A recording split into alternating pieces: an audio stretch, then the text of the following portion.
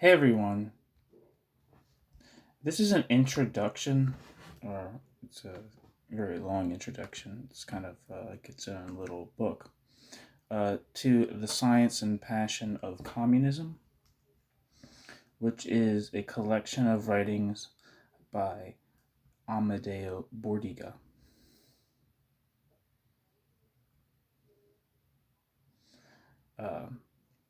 From 1912 to 1965.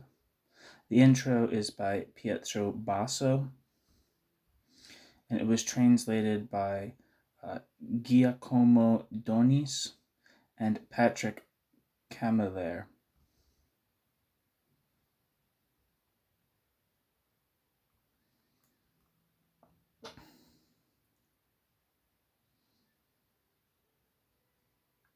So,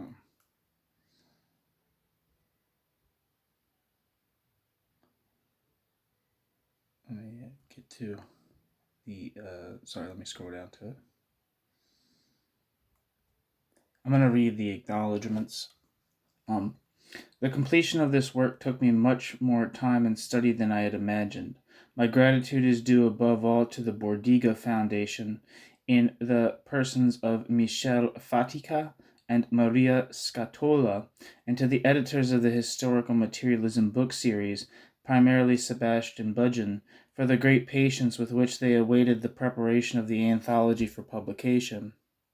Friendly thanks also to Lucia Pradella, who some years ago proposed the project to me, and Charles André Udry, who, with his generosity and breadth of vision, contributed to its fulfillment. The writings of Amadeo Bordiga, especially from the period after the Second World War, are as interesting as they are tough to translate because of their highly personal style. To preserve their energy, acumen, and ardor, Giacomo Donis had to lavish all his competence and passion in rendering them into English. It has been instructive, even exciting for me to work shoulder to shoulder with him on the task. Sincere thanks to Patrick Camilleri, who excellently translated the introduction and some of Bordiga's texts, and to David Broder, an attentive reader of all the material. Footnote: most of Bordiga's texts have been translated by Giacomo Donis.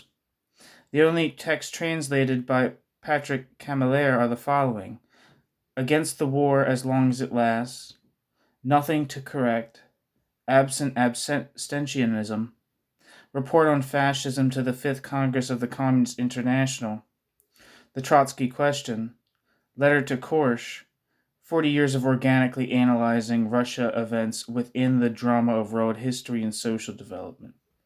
End footnote. The manuscript of the introduction was read by Roberto Taddeo, Alessandro Mantovani, and Paola Tonello. Their encouragement, prompt advice, and critical points, which I hope to have taken to heart, were invaluable in the production of the final text.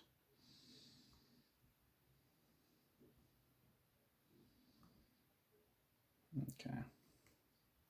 The introduction is titled Yesterday's Battles and Today's World. Section 1. Amadeo Bordiga. Who was he?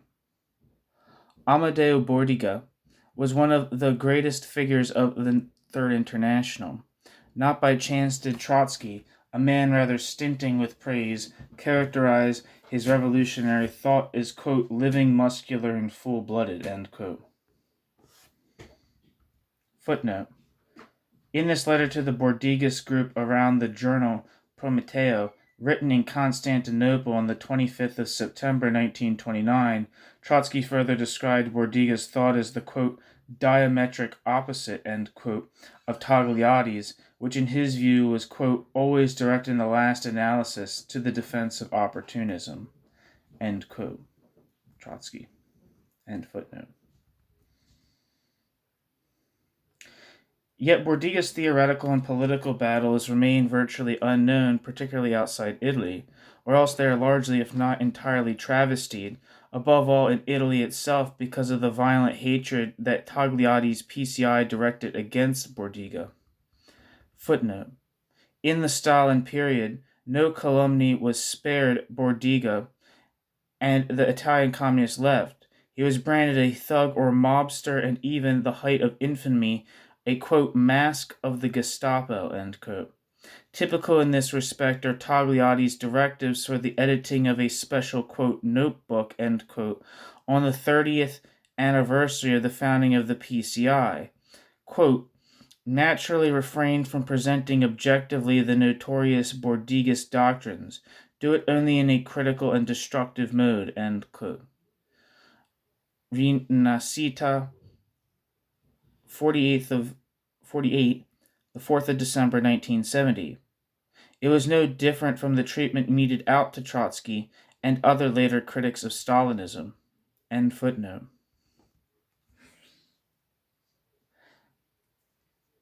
Bordiga's name makes only rare appearances in histories of the international workers' movement, usually in connection with his dispute with Lenin at the Second Congress of the Communist International over participation in elections in bourgeois parliaments, or less often with reference to the, quote, powerful though solitary assault, end quote, as E.H. Carr put it, that Bordiga had dared to launch in 1926 against the triumphant Stalinist leadership of the Russian Communist Party and Comintern. On that occasion, as a real lone, there's a footnote here. Footnote, Carr, 1978, Volume 3, page 502. The German delegate Arthur Rosenberg similarly called it a, quote, great speech in principle, end quote. End footnote.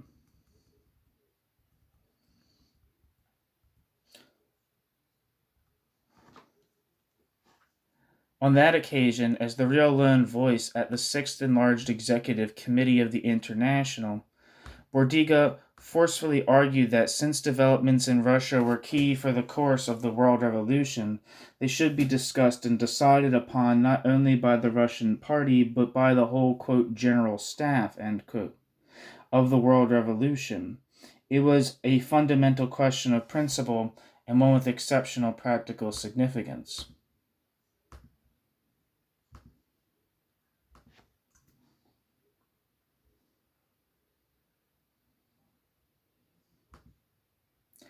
But even when forced to recall Bordiga's presence and positions he took at such critical junctures, historians have nearly always assigned Bordiga no more than a vague location within the European communist left,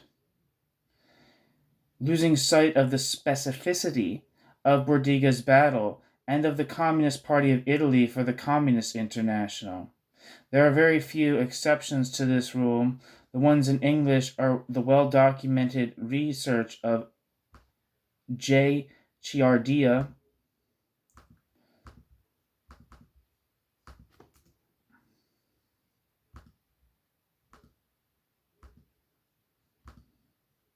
sorry. 1 second.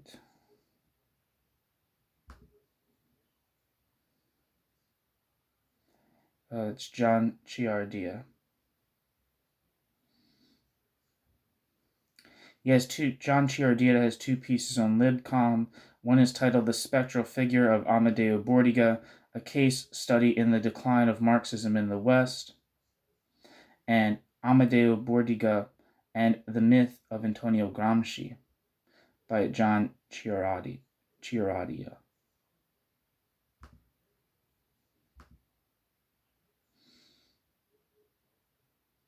Sorry, back to the text. There are very few exceptions to this rule.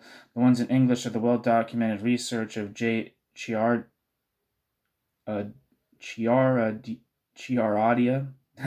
penetrating text by Lauren Goldner, a mention in passing by Perry Anderson, a hasty but perspicuous recollection by Marcel van der Linden in his collection Western Marxism and the Soviet Union. Period. Footnote.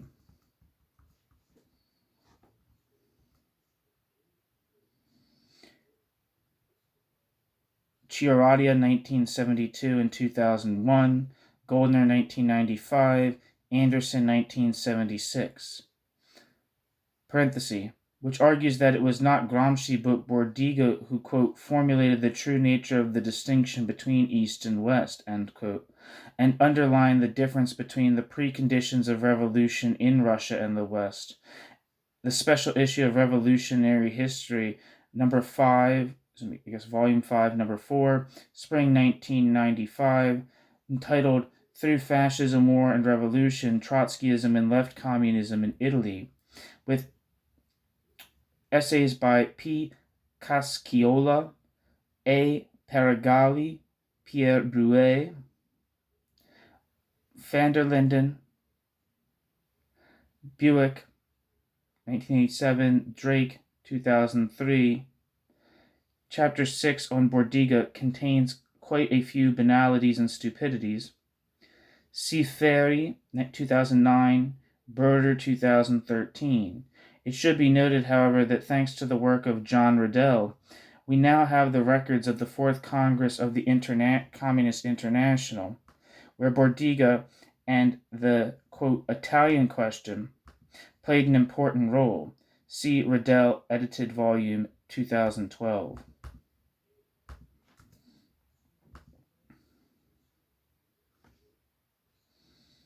Okay. Where am I?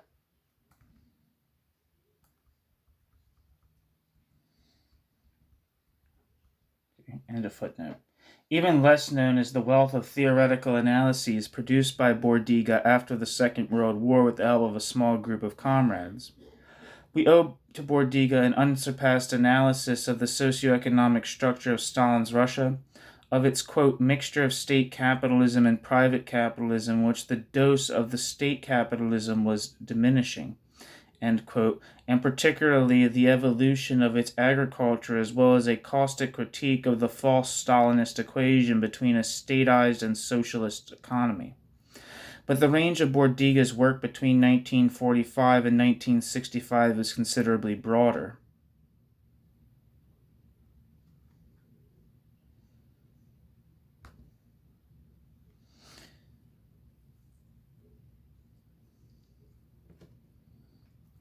Footnote. No, it's just a citation of Bordiga. But the range of Bordiga's work against the minstrels, but the range of Bordiga's work between 1945 and 1965 was considerably broader. In an unequal battle both against the minstrels of a hegemonic Yankee supercapitalism and a Stalinism at the height of its influence, Bordiga and his comrades presented an original Marxist critique of capitalism on a world scale, engaging in constant all-round polemic with the latest developments in its U.S. epicenter and basing themselves on a deep understanding of what was for Marx the foundation of capitalist social relations.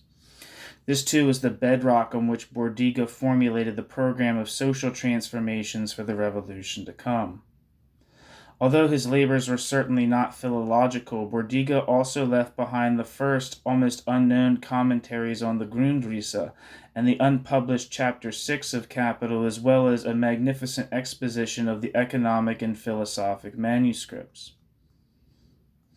The writings in the second part of the present anthology are only a few fragments from this vast output, which also grappled with the fetishization of science and technology and the revolutionary theory of knowledge, giving birth to the idea that it is necessary to, quote, overturn the bourgeois end cognitive pyramid, end quote. A reading of these texts should serve as a stimulus to further studies, which in my view will be full of real surprises. Just one example is how Bordiga already understood in the 1950s that Marx's and Marxist critique of political economy was from the beginning an ecological critique. That is, it radically questioned not only the relation between capital and labor, but also the capital nature and capital species relationships. Not only did it not separate these off, still less oppose them to the capital-labor relation, but it treated them as two sides of the same coin. Bordiga's particular attention to the, quote, agrarian question, end quote, almost unique in the panorama of, quote, Western communism, end quote, has its roots in this total vision of the capitalist mode of production and the succession of modes of production in history. Amadeo Bordiga, great figure of the 20th century international communist movement, great unknown, particularly for the non-Italian speaking public. Of course, there have been attempts to render his writings into more widely spoken languages ranging from English to French, Russian to Arabic. But these translations have had a dreadfully limited circulation, usually no more than the cluster of small groups disputing Bordiga's legacy, which have helped to dissipate and sterilize his thought, often by emphasizing its most frail and questionable aspects and constructing around it counterproductive mythology. As a result, without wishing it, they have tended to reinforce the liquidationist view of Bordiga put around by intellectuals and social democratic historians for whom there is nothing to learn from Bordiga and his battles, except an abstract, more moral than political attachment to Marxism reduced to arid metaphysical principles.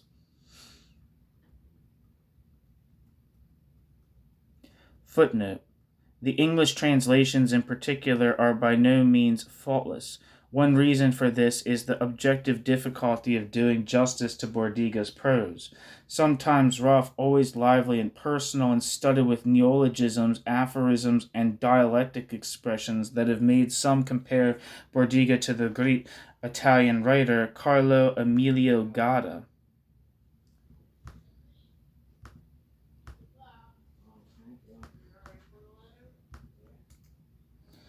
Let's see who that is. Carlo Emilio Gadda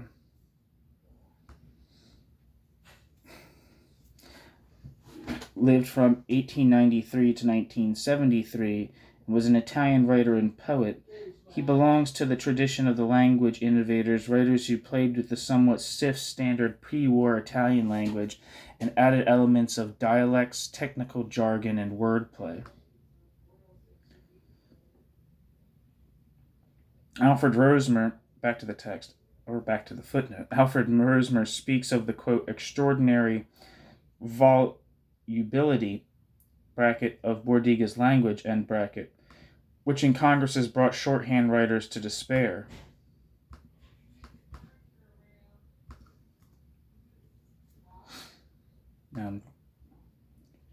Alfred Rosmer lived from 1877 to May 1964, and was an American-born French communist political activist and historian who was a leading member of the Comintern. Alfred Rosmer is best remembered as a political associate of Leon Trotsky and a memoirist.